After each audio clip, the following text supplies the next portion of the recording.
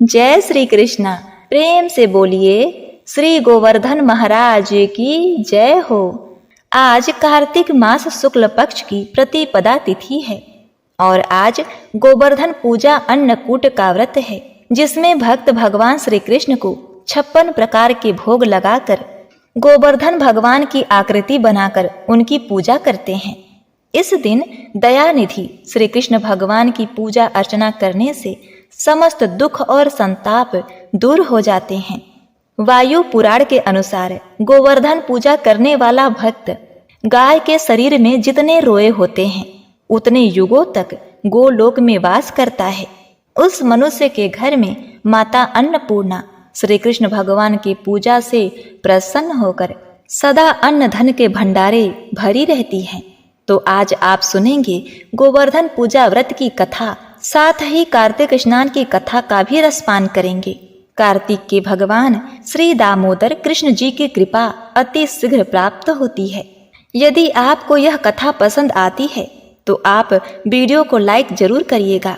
इससे पहले कमेंट में जय श्री राधे कृष्ण लिखते हुए आज के इस पुण्य फलदायी कथा का रसपान करें। पूर्व काल की बात है, सुशील नाम के एक ब्राह्मण थे। उनके 2 पुत्र थे। बड़े का नाम सुवृत और छोटे का नाम वृत। दोनों युवा थे। दोनों सर्वगुण संपन्न तथा कई विद्याओं में पारंगत थे। एक दिन वे घूमते घूमते प्रयाग पहुंच गए। उस दिन श्री कृष्ण जन्माष्टमी का दिन था, इसलिए त्रिवेणी माधव जी के मंदिर में महान उत्सव था। महोत्सव देखने के लिए वे दोनों भी निकले। वे लोग सड़क पर निकले ही थे कि वहीं जोर की वर्षा आ गई, इसलिए दोनों भाई मार्ग भूल गए। किसी निश्चित स्थान पर उनका पहुंचना कठिन था। एतएव एक तो वेश्या के घर में चला गया, दूसरा भूलता भटकता माधव जी के मंदिर में जा पहुंचा। सुवृत चाहता था कि वृत भी उसके साथ वेश्या के यहाँ ही रह जाए, पर वृत ने इसे स्वीकार नहीं किया। वह माधव जी के मंदिर में पहुंचा भी, पर वहां पहुंचने पर उसके संस्कार बदले और वहां पछताने लगा। वह मंदिर में रहते हुए भी सुवृत और वेश्या के ध्यान में डूब गया। वहां भगवान की पूजा हो रही थी। वृत उसे सामने से ही खड़ा देख रहा था, पर वह वेश्या के ध्यान में ऐसा तल्लीन हो गया था कि वहां की पूजा कथा, नमस्कार, स्तुति, पुष्पांजलि, गीत, नृत्य आदि को देखते सुनते हुए भी न देख रहा था और न सुन रहा था। वह तो बिल्कुल चित्र के समान वहां निर्जीव सा खड़ा था। इधर वेश्यालय में गए सुवृत की दशा विचित्र थी। वह पश्चाताप की अग्नि में जल रहा था। वह सोचने लगा, अरे आज भैया वृत के हजारों जन्मों के पुण्य उदय होंगे, जो वह जन्माष्टमी के रात्रि में प्रयाग में भगवान माधव का दर्शन कर रहा है। इस समय वह प्रभु को अर्घ दे रहा होगा। अब वह पूजा आरती का दर्शन कर रहा होगा। अब वह नाम तथा कथा कीर्तन सुन रहा होगा। अब तो नमस्कार कर रहा होगा। सचमुच आज उसके नेत्र, कान, सिर, जिह्वा तथा अन्य सभी अंग सफल हो गए। मुझे तो बार बार धिक्कार है जो मैं इस पाप मंदिर वेश्या के घर में आ पड़ा। मेरे नेत्र मोर के पंखे के समान है जो आज भगवत दर्शन न कर पाए। हाय, आज संत समागम के बिना मुझे यहाँ एक एक क्षण युग से बड़ा मालूम होने लगा। अरे देखो तो मुझ दुरात्मा के आज कितने जन्मों के पाप उदित हुए। प्रयाग जैसी मोक्षपुरी में आकर भी मैं घोर दुष्ट संग में फंस गया। इस तरह सोचते हुए दोनों की रात बीत गई। प्रातः काल उठकर वे दोनों परस्पर मिलने चले। वे अभी सामने आए ही थे कि आकाश से वज्रपात हुआ, अर्थात बिजली गिरी और वो दोनों की तत्क्षण मृत्यु हो गई। तत्काल वहां 3 यमदूत और 2 भगवान विष्णु के दूत आकर उपस्थित हुए। यमदूतों ने तो वृत्त को पकड़ा और देवदूतों ने सुवृत्त को साथ लिया। जो ही वे लोग चलने के लिए तैयार हुए, त्यों ही सुवृत्त घबराया और बोला, अरे आप लोग यह कैसा अन्याय कर रहे हैं। कल के पूर्व तो हम दोनों समान थे, पर आज की रात मैं वैश्यालय में रहा हूँ और यह वृत्त मेरा छोटा भाई माधव जी के मंदिर में रहकर परम पुण्य अर्जन कर चुका है। एतएव भगवान के परम धाम में वही जाने का अधिकारी हो सकता है। अब भगवान के दोनों पार्षद ठहाका मारकर हंस पड़े। वे बोले, हम लोग भूल या अन्याय नहीं करते। देखो, धर्म का रहस्य बड़ा सूक्ष्म तथा विचित्र है। सभी धर्मों में मन शुद्धि ही मूल कारण है। मन से भी किया गया पाप दुखद होता है और मन से भी चिंतित धर्म सुखद होता है। आज तुम रात भर शुभ चिंतन में लगे रहे हो, एतएव तुम्हें भगवत धाम की प्राप्ति हुई। इसके विपरीत वह आज की रात अशुभ चिंता में ही लगा रहा, एतएव वह नरक जा रहा है। तुमने वेश्या के घर में रहते हुए भी रात भर भगवान का चिंतन किया, इसीलिए तुम भगवान विष्णु के लोक जाने के अधिकारी हो। और तुम्हारा भाई मंदिर में भगवान के समक्ष होते हुए भी, भजन कीर्तन सुनते हुए भी वह लगातार वेश्या के ध्यान में ही गुम रहा, इसीलिए वह नरक जा रहा है। इसीलिए सदा धर्म का ही चिंतन और मन लगाकर धर्मानुष्ठान करना चाहिए। वस्तुतः जहाँ मन है वही मनुष्य है। मन वेश्यालय में हो तो मंदिर में रहकर भी मनुष्य वेश्यालय में है, और मन भगवान में है तो वह चाहे कहीं भी हो भगवान में ही है। सुव्रत ने कहा, पर जो हो, इस भाई के बिना मेरी भगवत धाम में जाने की इच्छा नहीं होगी। अतः आप लोग कृपा करके इससे भी यमपाश से मुक्त कर दें। विष्णु दूत बोले, सुव्रत, यदि तुम्हें उस पर दया है तो तुम अपने किए गए पुण्यों में से जो बचा हुआ पुण्य है उसे वृत्त को दे दो, तो वह भी तुम्हारे साथ ही विष्णु लोक को चला जाएगा। सुव्रत ने तत्काल ही ऐसा किया और फलतः वृत्त भी अपने भाई के साथ ही हरिधाम को चला गया। तो बोलिए, ओम नमो भगवते वासुदेवाय नमः। अब आइए श्रवण करते हैं भगवान की परम प्रिय कथा। द्वापर युग में जब भगवान श्री कृष्ण अपनी लीला करने के लिए अवतरित हुए, तभी एक समय देवराज इंद्र को अहंकार आ गया। इंद्र के अहंकार को दूर करने के लिए भगवान श्री कृष्ण ने एक लीला रची। भगवान श्री कृष्ण ने देखा कि पूरे ब्रज में तरह तरह के पकवान बन रहे हैं और सभी ब्रजवासी किसी पूजा की तैयारी कर रहे हैं।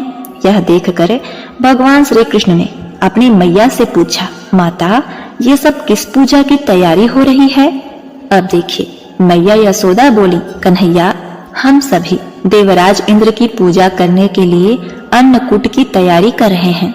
यह सुनकर भगवान श्री कृष्ण आगे पूछते हैं, हम इंद्र की पूजा क्यों करते हैं मैया? मैया यशोदा ने उत्तर दिया, हम इंद्र की पूजा करेंगे तो अच्छी वर्षा होगी, यदि अच्छी वर्षा होगी तो अच्छी पैदावार होगी, जिससे हमारी गैया को अच्छा चारा मिलेगा।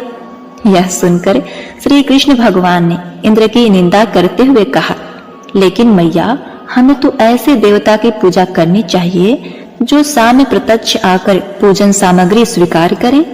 यह सुनकर मैया यशोदा के पास बैठी गोपियों ने कहा, 33 कोटि देवी देवताओं के राजा की इस प्रकार निंदा ना करो कान्हा। तब भगवान श्री कृष्ण कहते हैं, इंद्र में क्या शक्ति है जो वो हमारी रक्षा करेगा? इंद्र से ज्यादा शक्तिशाली तो यह गोवर्धन पर्वत है जो वर्षा का मूल कारण है। इसलिए हमें गोवर्धन पर्वत की पूजा करनी चाहिए जहाँ हमारी गैया चरती है। इंद्रदेव तो कभी दर्शन भी नहीं देते और यदि उनकी पूजा ना करो तो वह क्रोधित हो जाते हैं। ऐसे अहंकारी की पूजा नहीं करनी चाहिए। तभी नंद जी वहां आ जाते हैं और वो कृष्ण से पूछते हैं, इंद्र की पूजा करने से हमें लाभ होगा, वर्षा होगी, गोवर्धन की पूजा करने से क्या लाभ होगा?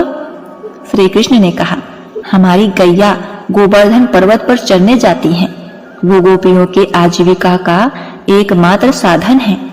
यह सुनकर सब बहुत ही प्रभावित हुए और सबने मिलकर इंद्रदेव की जगह गोवर्धन पर्वत की पूजा कृष्ण द्वारा बताई गई विधि से गोवर्धन पर्वत की पूजा की। गोवर्धन पर्वत ने भी समस्त पूजा सामग्री को स्वीकार कर लिया और सबको खूब आशीर्वाद दिया। तभी नारद मुनि इंद्र की पूजा देखने हेतु ब्रज आए। वहां ग्वालों ने उन्हें बताया कि इस वर्ष से श्री कृष्ण की आज्ञा के अनुसार इंद्र महोत्सव बंद कर दिया गया है। अब सभी ब्रजवासी गोवर्धन पूजा किया करेंगे। यह सुनकर नारद मुनि इंद्र के पास पहुंचे और कहा, हे देवराज, आप अपने इंद्रलोक में सुख की नींद ले रहे हैं। उधर ब्रज में आपकी पूजा समाप्त करके गोवर्धन पर्वत की पूजा हो रही है। भगवान श्री कृष्ण की लीला में नारद जी भी तो एक माध्यम थे ना। अब देखिए, ये सुनते ही देवराज इंद्र को क्रोध आ गया। उन्होंने इसे अपना अपमान समझा और जोरों की वर्षा शुरू कर दी। भयभीत होकर सभी ब्रजवासी भगवान श्री कृष्ण के पास पहुंचे। तब श्री कृष्ण ने गोवर्धन पर्वत की शरण में जाने के लिए कहा। तब सभी ब्रजवासी अपनी गैया और पर्वत के साथ गोवर्धन की तिराही में जा पहुंचे। वहां भगवान श्री कृष्ण ने गोवर्धन पर्वत को अपनी कनिष्ठ उंगली पर उठा लिया। यह देखकर इंद्र और भी क्रोधित हो गए और उन्होंने मूसलाधार वर्षा शुरू कर दी। भगवान श्री कृष्ण ने सुदर्शन चक्र को आदेश दिया कि वह पर्वत के ऊपर जाकर वर्षा की गति नियंत्रित करे और शेषनाग को कहा कि वो पानी को पर्वत के पास आने से रोके। इधर इंद्रदेव लगातार 7 दिन तक मूसलाधार वर्षा करते रहे और सभी ब्रजवासी गोवर्धन की छाया में सुखपूर्वक रहे। यह देखकर इंद्र को शंका हुई कि उनका मुकाबला करने वाला कोई साधारण मनुष्य नहीं हो सकता। तभी ब्रह्मा जी वहां प्रकट हुए और इंद्र से बोले, हे इंद्र, आप जिस बालक को परास्त करने की कोशिश कर रहे हैं वो और कोई नहीं, भगवान श्री हरि हैं। वो पूर्ण पुरुषोत्तम नारायण है। यह सुनकर इंद्र ने भगवान श्री कृष्ण से अपनी भूल के लिए क्षमा मांगा। उन्होंने भगवान श्री कृष्ण की स्तुति की। उसी दिन से गोवर्धन पर्वत की पूजा की जाने लगी। एक बार प्रेम से बोलिए, जय श्री कृष्ण, ओम नमः शिवाय, हरे हरे। बरसाना में एक सेठ जी रहा करते थे। सेठ जी बहुत ही संपन्न थे। उनके पास सब कुछ था, आलीशान दुकान, भव्य भवन, 3 बेटे 3 बहुएं। सेठ जी यूं तो हर तरीके से साधन संपन्न थे, लेकिन फिर भी उनके मन में बड़ा दुख था। उन्हें हमेशा लगता था कि काश उनकी एक पुत्री होती।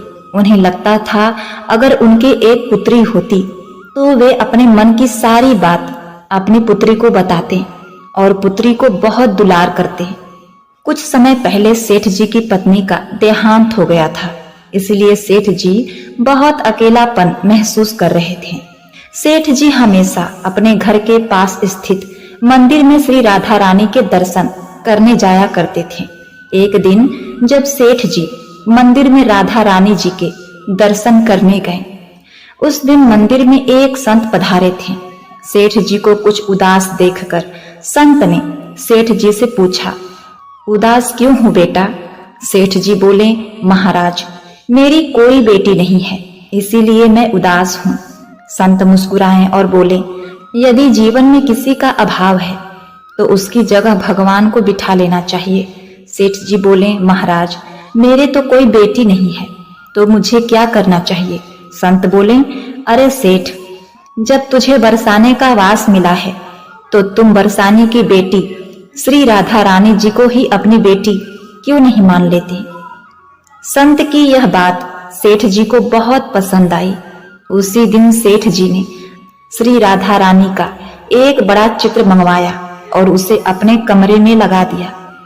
अब तो सेठ जी का जीवन ही बदल गया। वे उठते बैठते सोते जागते श्री राधा रानी को अपनी बेटी मानकर उनसे बातें करने लगे। उन्हें अपनी पुत्री को हर बात बताने में बहुत आनंद आता था। सेठ जी राधा रानी में ऐसी लगन लगी कि जब वे दुकान जाते तो श्री राधा रानी को भोग लगाकर प्रसाद पाकर ही जाते। शाम को लौटते तो राधा रानी को प्रणाम करते, उनसे बातें करते और भोग लगाकर फिर प्रसाद ग्रहण करते और हर समय श्री राधे कीर्तन किया करते थे और हर समय प्रसन्न चित्त रहते थे। जब भी सेठ जी से उनको उनका परिचय पूछता तो सेठ जी कहते, 3 बेटे बहू हैं, घर में सुख सुविधा है पूरी, संपत्ति भरी भवन में रहती, नहीं कोई मजबूरी, कृष्ण कृपा से जीवन पथ में आती ना कोई बाधा, मैं बड़भागी पिता हूँ, मेरी बेटी है श्री राधा। एक दिन सेठ जी के घर में चूड़ी पहनाने वाली मनिहारिन आई। तीनों बहुओं ने बारी बारी जाकर मनिहारिन से चूड़ी पहनी। श्री राधा रानी जी को लगा कि आज हमारे पिता के घर में चूड़ी पहनाने वाली आई है, तो मैं भी जाकर चूड़ियां पहन लेती हूँ। जैसे ही तीनों बहुएं चूड़ियां पहन कर गईं, श्री राधा रानी प्रकट हो गईं। मनिहारिन ने जब राधा रानी का स्वरूप देखा तो वह उन्हें देखती ही रह गई। राधा रानी बोली, मुझे भी चूड़ियां पहनाओ ना। मनिहारिन ने समझाया, इनके घर में कोई मेहमान आया होगा। यह सोचकर मनिहारिन ने राधा रानी जी को चूड़ियां पहना दी। श्री राधा रानी जी चूड़ियां पहनकर एक ओट में जाकर अंतर ध्यान हो गईं। सभी को चूड़ियां पहनाकर मनिहारिन हमेशा की तरह चूड़ियों का पैसा लेने सेठ जी की दुकान पर चली गई। मनिहारिन को देखते ही सेठ जी बोले, घर पर चूड़ियां पहनाने गई थी, यह लो तुम्हारे पैसे। सेठ जी ने मनिहारिन को हर बार जितने पैसे देने थे उतने दिए। मनिहारिन बोली, सेठ जी इस बार ज्यादा पैसा लूंगी। मैंने आपके घर में 3 जनों को नहीं बल्कि 4 जनों को चूड़ियां पहनाई है। सेठ जी बोले, हमारे घर में तो 3 बहुओं के अलावा चौथी तो कोई नहीं है जो कि चूड़ी पहन सके। मनिहारिन बोली, यह मैं नहीं जानती सेठ जी, लेकिन मैंने तो चूड़ियां 4 को पहनाई है। सेठ जी बोले कि बाकी के पैसे मैं पहले घर में पता करूंगा, उसके बाद दूंगा। मनिहारिन बोली, ठीक है सेठ जी, आप घर में पता लगा लीजिएगा। यह कहकर मनिहारिन चली गई। शाम को सेठ जी घर पर पहुंचे। उन्होंने घर में मनिहारिन के बारे में पूछा। उनकी बहुओं ने कहा कि केवल हम तीनों ने ही चूड़ियां पहनी थी। सेठ जी बोले कि मैं भी कहूं कि चौथा तो कोई और है ही नहीं हमारे घर में जो चूड़ियां पहन सके। इस प्रकार सेठ जी बात भूल गए और अपने नित्य काम में लग गए। सेठ जी राधा राधा बोलते श्री राधा जी को प्रसाद का भोग लगाकर और भोजन करके सो गए।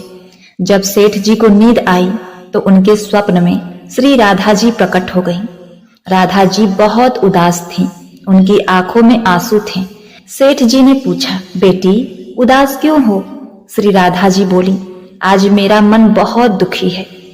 मैंने आज अपने पिता का घर समझकर यहाँ उस मनिहारिन से चूड़ियां पहनी थी, परंतु पिताजी आपने उस मनिहारिन को मेरी चूड़ियों का मोल नहीं चुकाया। पिताजी आपने मुझे बेटी तो बना लिया, परंतु आपको मेरी याद नहीं आई, आपने मुझे भुला दिया। इससे मैं बहुत दुखी हूँ। यह सुनकर सेठ जी सपने में ही रोते हुए बोले, बेटी मुझे क्षमा कर दो, मुझसे बहुत बड़ी भूल हो गई। सेठ जी तुरंत नींद से उठ बैठे। उनकी आंखों में आंसू आ रहे थे। सेठ जी ने तुरंत तिजोरी में से पैसे निकाले और मनिहारिन के घर की तरफ चल दिए। सेठ जी ने मनिहारिन के घर का दरवाजा खटखटाया। मनिहारिन ने दरवाजा खोला। सेठ जी आप इतनी रात को? सेठ जी को अपने घर में देखकर मनिहारिन चौंक गई। सेठ जी के नेत्र भरे थे। सेठ जी बोले, तुम्हारे जैसा बड़भागी कोई नहीं। मनिहारिन बोली, सेठ जी क्या हुआ? सेठ जी बोले, मैंने राधा जी को अपनी बेटी बनाया, परंतु उन्हें कभी अपने नेत्रों से नहीं देखा, लेकिन तुमने आज उन्हीं राधा रानी जी को अपने हाथों से चूड़ियां पहनाई है। आज तुम्हारे जितना भाग्यशाली इस धरती पर कोई नहीं। मैं तुम्हें अपनी पुत्री की पहनी हुई चूड़ियों का मूल्य चुकाने आया हूँ। यह कहकर सेठ जी ने रुपयों से भरी हुई थैली मनिहारिन के सामने रख दी और कहा, इसमें से जो भी लेना हो ले लो। जब मनिहारिन ने सुना कि स्वयं राधा रानी जी उससे चूड़ियां पहनने आई थी, तो उसकी आंखों से भी आंसू की धारा बह निकली। मनिहारिन बोली, सेठ जी मैं राधा रानी की चूड़ियों के पैसे आपसे कैसे ले सकती हूँ? राधा रानी तो इस बरसाने की बेटी हैं और मैं बिटिया की चूड़ियों के पैसे आपसे ना लूंगी। परंतु सेठ जी नहीं माने। सेठ जी ने रुपयों से भरी हुई थैली मनिहारिन के घर रखी और वहां से सीधे श्री राधा रानी के मंदिर चले गए। उसी दिन के बाद सेठ जी ने सब कुछ छोड़कर संन्यास ले लिया और अपना सारा कारोबार अपने बेटे को सौंप दिया और अपना शेष जीवन राधा रानी जी के मंदिर में राधा जी की भक्ति करते बिताने लगे। प्रेम से बोलिए जय श्री कृष्णा, जय हो राधा रानी। प्रिय भक्तगणों, अब आइए सुनते हैं चौथी कथा। द्वापर युग में अष्टावक्र नाम के एक प्रकांड विद्वान एवं संत हुआ करते थे। ऋषि अष्टावक्र का शरीर अपने पिता ही द्वारा मिले हुए श्राप के कारण 8 स्थानों से टेढ़ा था, यानी कि उनके शरीर के 8 अंगों की बनावट टेढ़ी मेढ़ी थी। इसी कारण वे जहां भी जाते लोग उनका उपहास करते और लोगों का यह व्यवहार देखकर ऋषि अष्टावक्र उन्हें श्राप दे दिया करते थे। एक दिन ऋषि अष्टावक्र जब बरसाना पहुंचे तो वहां उनकी भेंट श्री राधा रानी जी से हुई। राधा रानी जी कृष्ण के साथ विराजमान थी। अष्टावक्र जी को देखते ही राधा रानी धीमी धीमी मुस्कुराने लगी। जैसे ही अष्टावक्र जी ने उन्हें मुस्कुराता देखा तो वो क्रोधवश राधा रानी जी को श्राप देने लगे, परंतु श्री कृष्ण जी ने अष्टावक्र को रोकते हुए उनसे निवेदन किया कि हे संत, आप श्राप देने से पहले एक बार राधा रानी के मुस्कुराने के पीछे का कारण जान ले। जब अष्टावक्र ने कारण पूछा तो श्री राधा रानी जी ने उन्हें अपने हंसने का मुख्य कारण बताया। श्री राधा रानी जी ने कहा कि वे अष्टावक्र के अंतर मन में समाहित श्री कृष्ण की छवि देखकर हंस रही थीं। अष्टावक्र के भीतर का ज्ञान और उनके ज्ञान के स्रोत कृष्ण की मनोरम छवि से श्री राधा रानी आनंदित हो रही थी। राधा रानी की संपूर्ण बात सुनकर अष्टावक्र ऋषि ने अपनी भूल के लिए क्षमा मांगी और प्रसन्न होकर राधा रानी को आजीवन किशोरी अवस्था में रहने का वरदान दिया। किशोर अवस्था से ही राधा रानी का नाम किशोरी पड़ गया। तभी से श्री राधा रानी को श्री किशोरी कहा जाने लगा और आज भी ब्रज की हर बालिका को किशोरी जी का ही रूप माना जाता है। राधा रानी की किशोरी रूप में पूजा की जाती है और उनका भव्य श्रृंगार होता है। इसी बात पर प्रेम से बोलिए जय श्री राधा रानी, जय श्री कृष्ण। प्रिय भक्तों, अब आइए सुनते हैं 5वीं कथा। माता लक्ष्मी को जगत जननी कहा जाता है क्योंकि वे जगत के पालनहार भगवान विष्णु की पत्नी है। सारा संसार माता लक्ष्मी से ही प्रेम और माया से चलता है। पौराणिक कथा के अनुसार एक बार माता लक्ष्मी को इस बात का घमंड हो गया कि संसार में हर कोई लक्ष्मी जी को ही पाना चाहता है। लक्ष्मी के बगैर किसी का काम नहीं चल सकता। माँ लक्ष्मी के इस अभिमान को श्री हरि ने भाप लिया। तब श्री विष्णु जी ने सोचा कि माता का ये अहंकार समाप्त करना बहुत जरूरी है। इसीलिए उन्होंने कहा कि ये सच है कि देवी लक्ष्मी के बगैर संसार में कुछ भी नहीं हो सकता। सारा संसार आपको पाने के लिए व्याकुल रहता है, लेकिन फिर भी देवी आप अपूर्ण हैं। नारायण की बात सुनकर माता लक्ष्मी को बहुत बुरा लगा। उन्होंने नारायण से पूछा कि वे अपूर्ण कैसे हैं। तब विष्णु जी ने उनसे कहा कि जब तक कोई स्त्री मां नहीं बनती तब तक वह पूर्ण नहीं होती। ये जानकर माता लक्ष्मी जी को अत्यंत पीड़ा का अनुभव हुआ और वे अपने मन की बात कहने अपनी सखी पार्वती के पास पहुंची। उन्होंने कहा कि निसंतान होना बेहद परेशान कर रहा है, इसीलिए हे पार्वती, क्या आप अपने दोनों पुत्रों में से एक को मुझे गोद दे सकती हैं? माता पार्वती ने उनका दुख दूर करने के लिए ये बात मान ली और श्री गणेश को माता लक्ष्मी को सौंप दिया। इसके बाद से गणपति माता लक्ष्मी के दत्तक पुत्र कहलाने लगे। इसके बाद माता लक्ष्मी जी ने कहा कि आज से जिस घर में लक्ष्मी के साथ उनके दत्तक पुत्र गणेश जी की पूजा होगी, वहां माता लक्ष्मी की कृपा हमेशा बनी रहेगी। यही कारण है कि गणेश जी के साथ लक्ष्मी की प्रतिमा विराजमान होती है। दोनों की पूजा हमेशा साथ की जाती है। इसी बात पर प्रेम से बोलिए जय श्री लक्ष्मी, जय हो गणेश बाबा, जय श्री कृष्ण। प्रिय भक्तगणों, मथुरा के निकट एक गांव में एक छोटी लड़की रहा करती थी। वृंदावन के निकट होने के कारण वहां से कुछ लोग ठाकुर जी के दर्शन करने को जाते थे। जब वो छोटी बच्ची 5 वर्ष की हुई तो उसके घर वाले बांके बिहारी जी के दर्शन के लिए जा रहे थे। उस समय वाहन बहुत कम थे। उसको दर्शन को जाते देखकर छोटी लड़की ने कहा, पिताजी, मुझे भी अपने ठाकुर जी के दर्शन करने के लिए ले चलो। पिताजी ने कहा, पुत्री, अभी आप बहुत छोटे हो, इतना चल नहीं पाओगे, थोड़े बड़े हो जाओ तब तुम्हें साथ में ले चलेंगे। कुछ समय बीता।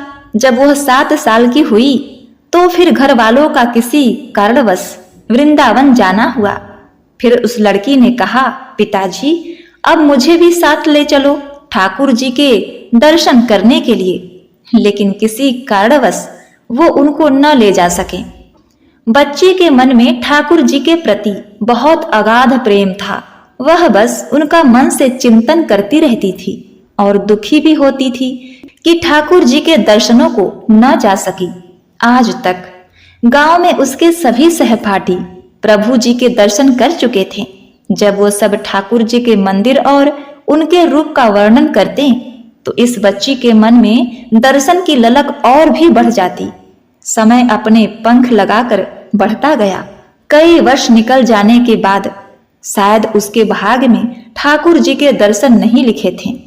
अब वो 18 वर्ष की हो गई तो उसके पिताजी को उसके विवाह की चिंता हो गई। उसका विवाह तय कर दिया गया।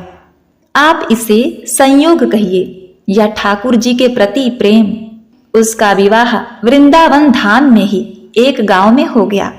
वह लड़की बहुत ही प्रसन्न थी कि अब तो उसको भी ठाकुर जी के दर्शन होंगे। जब विवाह संपन्न हुआ तो वह अपने ससुराल गई। फिर रस्म निभाने के लिए वापस अपने घर आई। 1-2 दिन बाद वो और उनके पति जब वापस जाने के लिए घर जा रहे थे तो बीच में यमुना नदी पर उसके पति बोले, तुम कुछ देर तक यहाँ बैठो, मैं यमुना जी में स्नान करके आता हूँ। उस लड़की का चिंतन अब भी अपने ठाकुर जी महाराज की तरफ चला गया और सोचने लगी कि कब ठाकुर जी के दर्शन होंगे। प्रिय भक्तों, आप देखिए उस लड़की ने लंबा घूंघट निकाल रखा है क्योंकि गांव है, ससुराल है, और वहीं पर बैठ गई। फिर वो मन ही मन विचार करने लगी, देखो ठाकुर जी की कितनी कृपा है। उन्हें मैं बचपन से भजा और दर्शन के लिए लालायित थी। उनकी कृपा से अब मेरा विवाह श्री धाम वृंदावन में ही हो गया। मैं इतने सालों से ठाकुर जी को मानती हूँ पर अब तक उनसे कोई भी रिश्ता नहीं जोड़ा। फिर सोचने लगी कि अच्छा ठाकुर जी की उम्र क्या हो सकती है। मेरे हिसाब से लगता है ठाकुर जी भी 18 वर्ष के ही होंगे। मेरे पति 22 वर्ष के हैं, उनसे थोड़े ही छोटे होंगे, इसीलिए वो मेरे पति के छोटे भाई की तरह हुए। लो, आज से ठाकुर जी मेरे देवर हो गए।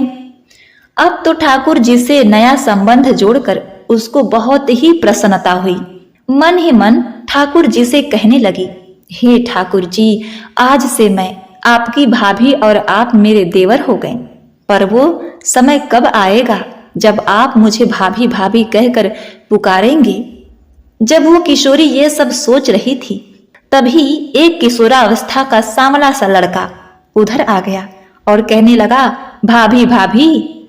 लड़की अचानक अपने भाव से बाहर आई और सोचने लगी, वृंदावन में तो मैं नई हूं, ये भाभी कहकर भला कौन पुकार रहा है। वो नई थी इसीलिए घूंघट उठाकर भी नहीं देख सकती थी कि गांव के किसी बड़े बूढ़े ने देख लिया तो बड़ी बदनामी होगी। जब वह बालक बार बार कहता पर वह उत्तर ही नहीं देती। बालक उसके और पास आया और कहा, भाभी नेक अपना चेहरा तो दिखा दे। अब वह सोचने लगी, अरे यह बालक तो बहुत जिद्दी है, इसीलिए उसने और कस के अपना घूंघट पकड़कर बैठ गई। ठाकुर जी ने कहा, भाभी अपने से पर्दा क्यों रखना, हम तो आपके देवर हैं। उस लड़की ने उसको एक नजर देखा, फिर कहा, नहीं हम आपको नहीं जानते, और घूंघट ओढ़ लिया। तब ठाकुर जी ने कहा, अरे नहीं नहीं, हम आपको जानते हैं, आप उस गांव से हो ना, कुछ ही दूर में हमारा गांव है। आप इसी गांव से हो ना, कुछ ही दूर पर हमारा घर है। भाभी अपना चेहरा तो दिखाओ।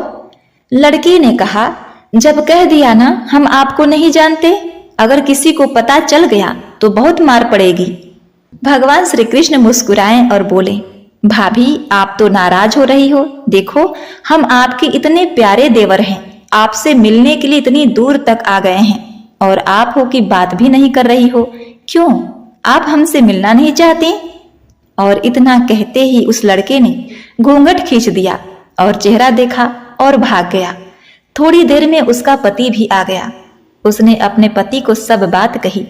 पति बोला, देख तू चिंता मत कर, वृंदावन बहुत छोटा है। कभी भी किसी गली में लड़का मिल गया ना तो हड्डी पसली एक कर दूंगा। फिर कभी भी ऐसा नहीं कर सकेगा। तुझे जब भी और जहां भी दिखे मुझे जरूर बताना। फिर दोनों घर चले आए। कुछ दिन बाद उसकी सासू माँ ने अपने बेटे से कहा, बेटा देख तेरा विवाह हो गया, अब तो बहू भी अपने मायके से आ गई, पर तुम दोनों अभी तक बाके बिहारी जी के दर्शन के लिए नहीं गए। कल तुम जाकर बहू को ठाकुर जी के दर्शन करा के लाना। अब अगले दिन दोनों पति पत्नी ठाकुर जी के दर्शन के लिए मंदिर जाते हैं। मंदिर में बहुत भीड़ थी। उसका पति कहने लगा, देखो तुम स्त्रियों के साथ आगे जाकर दर्शन करो, मैं आता हूं। जब वो आगे गई पर घूंघट नहीं उठाती। उसको डर लगता कोई बड़ा बूढ़ा देखेगा तो क्या कहेगा, नई बहू घूंघट के बिना ही घूम रही है। बहुत देर हो गई तो पीछे से पति ने आकर कहा, अरे बावली, ठाकुर जी सामने हैं, घूंघट खोलेगी तभी तो प्रभु जी के दर्शन कर सकेगी। अब उसने अपना घूंघट उठाया और जो बाके बिहारी जी की ओर देखा तो बाके बिहारी जी की जगह वो ही लड़का मुस्कुराता हुआ दिखाई दिया। तो वह चिल्लाने लगी, अजी सुनिए, जल्दी आओ जल्दी आओ। पति जल्दी से भागा भागा आया और बोला, अरे क्या हुआ? वह लड़की बोली, उस दिन जो मुझे भाभी भाभी कहकर भाग गया था ना, वह लड़का मिल गया। पति ने कहा, अच्छा कहाँ है बताओ तो, अभी उसे देखता हूं। उसने ठाकुर जी की ओर इशारा करके बोली, ये रहा आपके सामने ही तो है। उसके पति ने जब देखा तो अवाक ही रह गया और वही मंदिर में ही अपने पत्नी के चरणों में गिर पड़ा और बोला, तुम बहुत ही धन्य हो। वास्तव में तुम्हारे हृदय में सच्चा भाव ठाकुर जी के प्रति है। हम इतने वर्षों से वृंदावन में हैं, पर आज तक हमें उनके दर्शन नहीं हुए, और तेरा भाव इतना सच्चा है कि ठाकुर जी ने तुझे दर्शन दे दिए। ठाकुर जी से सच्चे प्रेम से जो भी रिश्ता बनाओ तो ठाकुर जी उसे जरूर निभाते हैं, जैसे इस कहानी में ठाकुर जी ने देवर का संबंध बनाया। हे ठाकुर जी महाराज, आप भी अपने चरणों में हमें स्थान देना, हमें वैसे ही दर्शन कराना। आपके दर्शनों को हम लालायित हैं।